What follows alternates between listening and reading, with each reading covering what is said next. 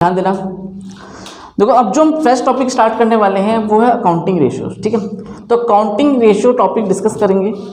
Accounting ratio के बारे में पढ़ेंगे, अकाउंटिंग रेशियो क्या होता है, ये चैप्टर क्यों पढ़ना है, सारा कुछ इसमें जानने वाले हैं। ठीक है, और कोशिश करेंगे कम से कम एक ही वीडियो में पूरा चैप्टर कंप्लीट हो जाए। देखो अकाउंटिंग रेशियोज नाम से पता चल रहा है सर रेशियो क्या होता है। रेशियो पढ़ा था आपने 9th 7th 8th पढ़ा, रेशियो मैथ्स में पढ़ा था। रेशियो का मतलब क्या होता है, किसी दो वेरिएबल को कंपेयर करना। ठीक है ना, किसी दो वेरिएबल में कंपेयर करना। जैसे मैं कंपेयर करूं, मैं आपसे बोलूं कि 5 kg का कंपेयर कर रहा हूं 500 ग्राम से, हो सकता है ना 5 किलो और 500 ग्राम।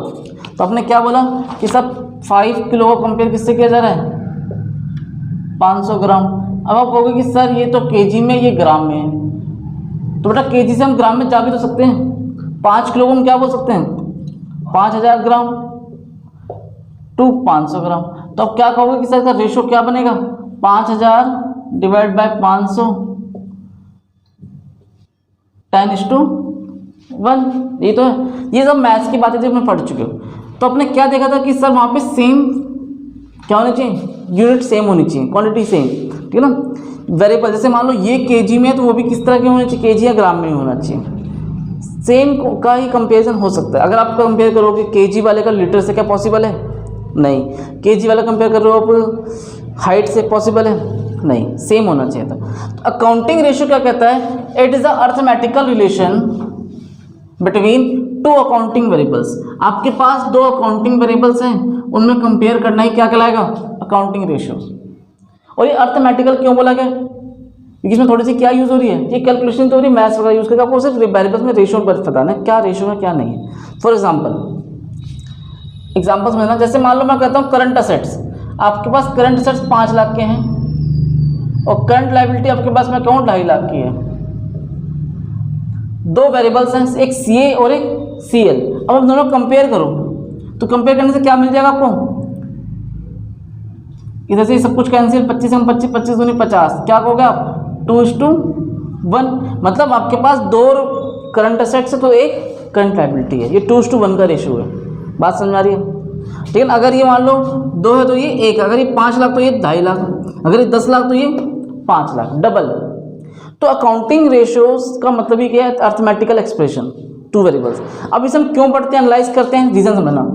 तो रेशियो एनालिसिस क्यों पढ़ते हैं हम, it's a technique of analysis, एक टेक्निक है एनालाइज करने की, of financial statements to conduct the quantitative analysis of information in a company financial statement. Company की जो फाइनेंशियल स्टेटमेंट बनती है बच्चों, एक तो प्रॉफिट एंड लॉस अकाउंट, ठीक है ना, इसमें प्रॉफिट एंड लॉस अकाउंट की बात कर रहे हैं, और एक बात करें हम बैलेंस शीट। तो कंपनी के पास जो फाइनेंशियल स्टेटमेंट है उसे एनालाइज करने के लिए मुझे क्या चाहिए होता है, रेशियोज चाहिए होता है, ताकि हम अपनी रेशियो को चेक कर सके कि हमारी फाइनेंशियल पोजीशन कैसी है, स्ट्रांग हुई, बेटर है, खराब है, जो भी है। और किसी और कंपनी से भी कंपेयर करना हो तो हमें क्या चेक करना पड़ता है, रेशियो एनालिसिस चेक करना पड़ता है।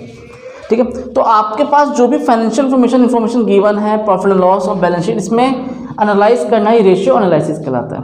एक टेक्निक है, इस टेक्निक का हम इस्तेमाल करते हैं। ठीक है ना, जैसे हर एक चीज़ के पीछे एक लॉजिक होता है बेटा। जैसे पढ़ा था ना साइंस में, आपको प्रिंसिपल्स याद करने पड़ेंगे, वो एक तरीका होता था कि अच्छा ये प्रिंसिपल्स इसमें लगने से ये काम होता है।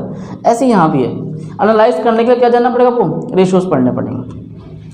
अगर हम अभी 12th की बात करें आपके, तो रेशियोज आपको 4 तरह की रेशियोज पढ़नी है। कौन कौन सी, एक तो पढ़ना लिक्विडिटी रेशियो, लिक्विडिटी रेशियो, फिर एक पढ़ना है आपको सॉल्वेंसी रेशियो, और एक पढ़ना है आपको, तीसरी कौन सी पढ़ना है, टर्नओवर रेशियो, और नंबर 4 कौन सी, प्रॉफिटेबिलिटी।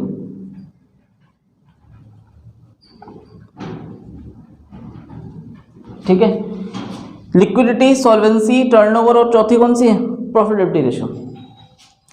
लिक्विडिटी रेशियो में दो बातें, एक तो पढ़ना है current asset ratio, current ratio, और एक पढ़ना है आपको liquid ratio, liquid ratio. Liquid ratio बोलो, चाहे इसे बोलो एसिड टेस्ट रेशियो। ठीक है, यहां भी आपको 5 तरह की रेशियो पढ़नी है। अभी मैं सबके नाम लिख दूंगा यहाँ पर।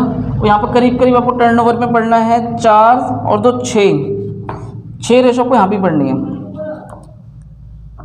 5 है ना, तो आप एक और नाम देते हैं, यहाँ पर 6 तरह की रेशो पढ़नी है।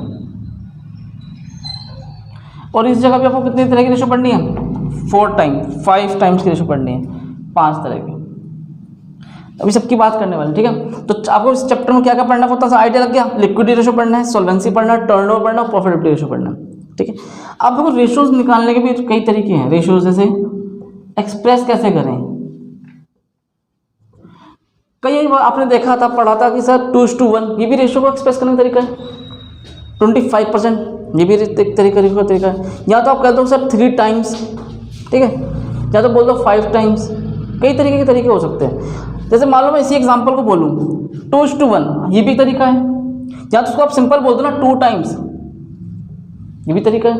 या तो वैसे बोल दो 2/1 × 100, ये तो हो सकता है। 5 लाख अपन 2.5 लाख से 2 कितना 200 टाइम, 200 टाइम, 200% आ गया, ठीक है ना। तो रेशो को एक्सप्रेस करने के लिए कई तरीके होते हैं। इस तरह भी लिख सकते हो तो भी चल जाएगा, परसेंटेज में लिख दोगे तो भी काम चलेगा, ऐसे लिख दोगे तो भी काम चलेगा, ठीक है। तो रेशो को एक्सप्रेस करने के लिए बताया गया आपको, एक होता है प्योर, लाइक 2:1, 1:1 एटसेट्रा। और ये कहाँ चलता है? ये जो चलेगा आपका पूरा चलेगा लिक्विडिटी में, लिक्विडिटी एंड सॉल्वेंसी, इस तरह में, ठीक है ना।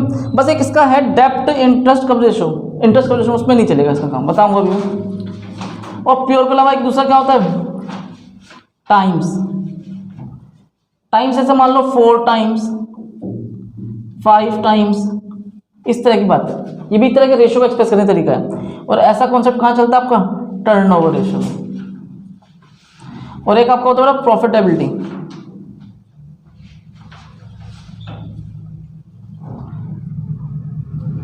परसेंटेज में लिखो इसे, प्रॉफिटेबिलिटी तो नाम नीचे आएगा, परसेंटेज